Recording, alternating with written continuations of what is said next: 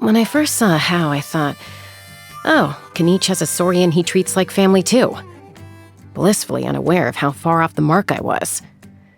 Their relationship is truly one of a kind.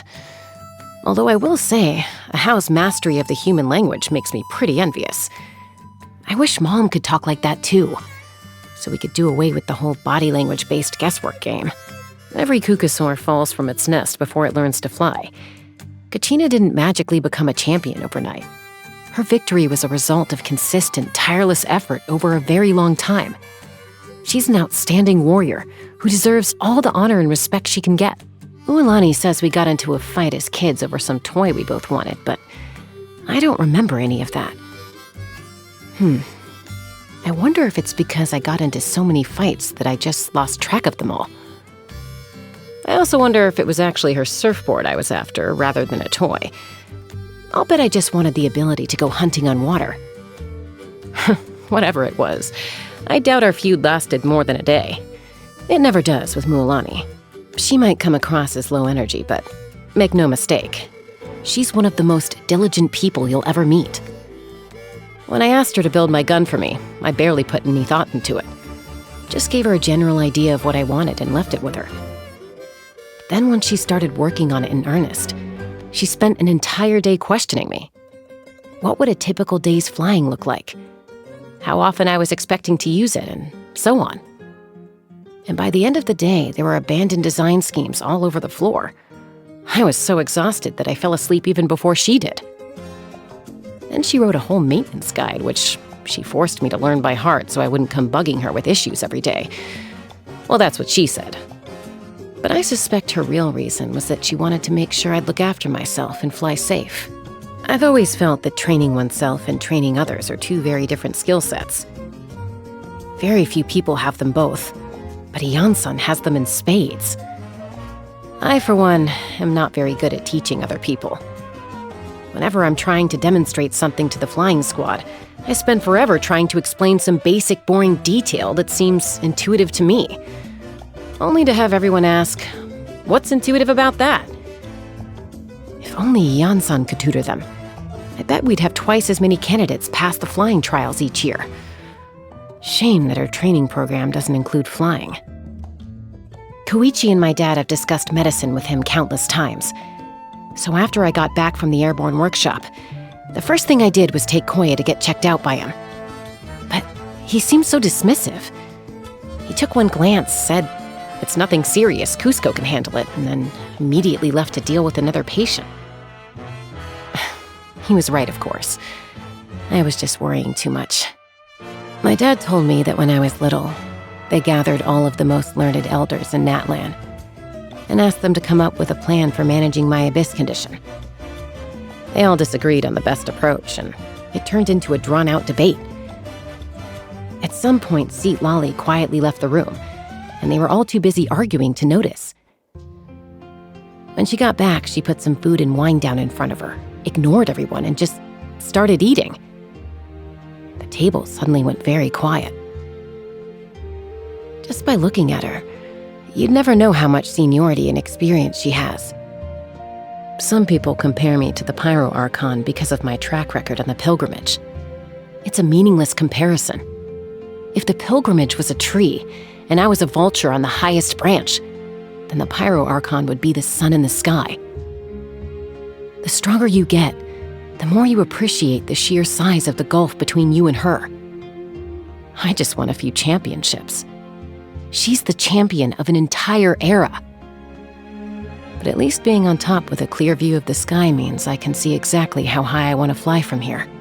CHASCA, Flower Feather Clan. Any disputes you need me to end for you? Depending on the situation, it could cost you a little dignity, a few drinks, or potentially a round of ammo. When you lose your way, gaining some altitude can bring some perspective. I'd have lost myself long ago if I allowed myself to be led by the whispers of the abyss. Surviving is tough, but taming the beast within is tougher. I'm a little out of practice these days. Any conflicts around? I'm in the mood for some peacemaking. Rain? My hair and feathers are gonna get soaked. Time for some preening when I get back. Huh? We're really gonna go flying in this weather? You think you can outrun a lightning strike? There's prey upwind from us. Be ready to pounce. The wind's perfect. Full speed ahead. The early kookasaur gets the worm. So I made some breakfast. Any plans for the day can wait until we got some food in us. Afternoon. The sun shines strongest at this hour. Good time to take a break. Any plans for dinner? If not, let's eat in the tribe. They always bring out the best food and drink for champions. Turning in for the night? I've been flying all day, so I should also do some gun care. Back when the Flower Feather clan was responsible for patrolling and defending all of Natlan, the flying squad was the best of the best, the fiercest warriors in the nation. To this day, the pride felt by many kookasaur riders borders on arrogance. Me? No, I'm not arrogant, just supremely confident. When they first brought me back to the tribe, I didn't fit in at all. I felt so out of place, like an alien who suddenly got dropped into a human world. But Koichi and our parents, accepted me for who I was. I'm eternally grateful that I met them. And for that reason, I will defend their beloved tribe for as long as I live.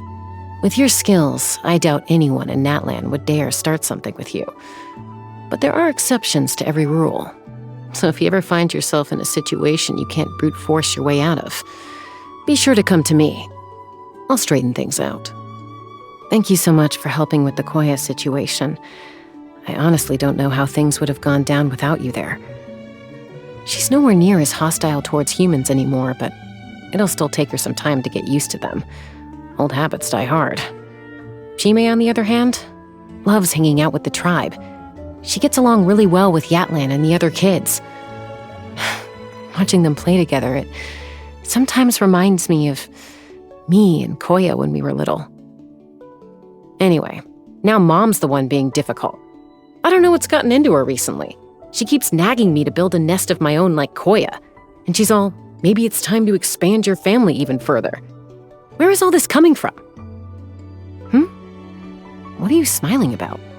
This vision played a major part in my fight against the Abyss. If it hadn't shown up when it did, I don't know who I would be today. People often find it embarrassing to open up about their childhood mistakes. Why is that? Whether you're a human or a kookasaur, you can only grow by learning from your past mistakes. That's why I'm not shy about my history of mindlessly lashing out as a kid. Nowadays, I never draw my gun without thinking it through first. Even if just for a couple seconds. Or maybe half a second. Natlan has a lot of very tall trees. You get great visibility from up top, and they're good places to launch off.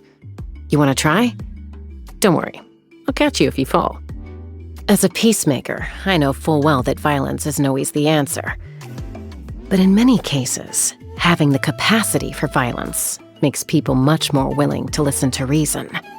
The warriors of the Flower Feather clan are a proud bunch, but the kookasaurs are a prouder bunch still. Anyone who aspires to become a rider has to train relentlessly and then win their approval. Even me, and I was practically one of them growing up. It's only fair, though. Allowing a rookie to ride a kookasaur into the skies would be highly irresponsible for both the kookasaur and the rider. Sometimes, after failing the flying trials countless times and never winning the kookasaur's approval, people lose all their motivation and decide to call it quits. In the Flower Feather clan, we call those people the wingless. But generally, only the most outstanding warriors even attempt the flying trials in the first place. Their fighting spirit may have faded out, but it will one day burn again. And until that day comes, we will quietly watch over them, just as the kookasaurs watch over their unfledged young.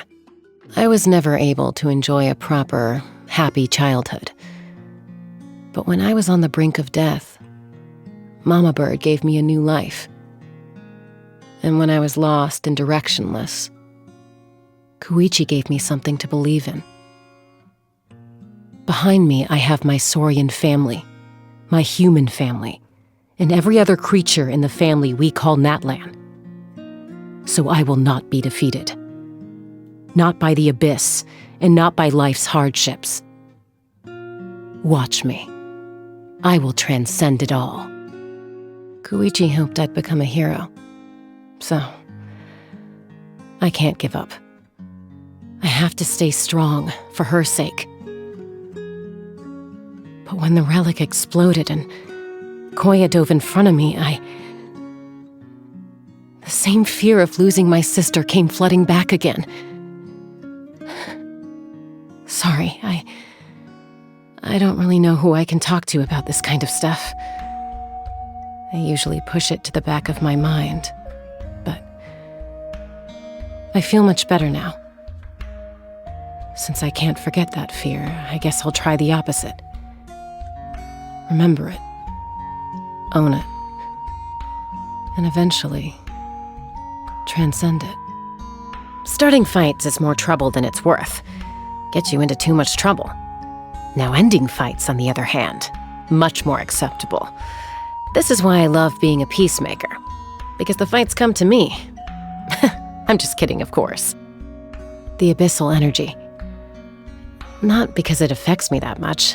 It doesn't anymore. More because of how much it makes the people around me worry about my safety.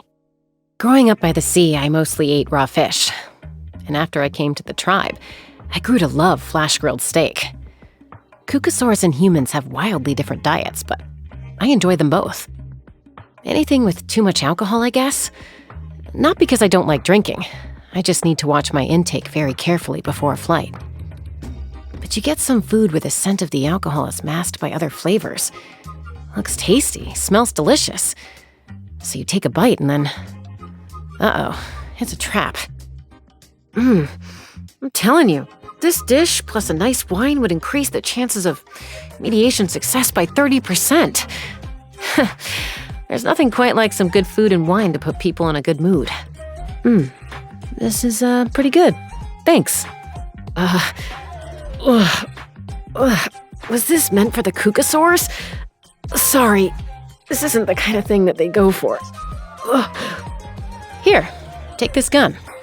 It's loaded with 6 rounds, including an extra special one. Find an open space and try it out. Or better yet, fly up into the sky and do it there. Ooh, you got the special round on the first try, huh? Luck's on your side today. That was a whistling birthday firework. I made it myself. What are the other 5 rounds? More fireworks, of course. But they're the trial runs I made before the one you just fired off.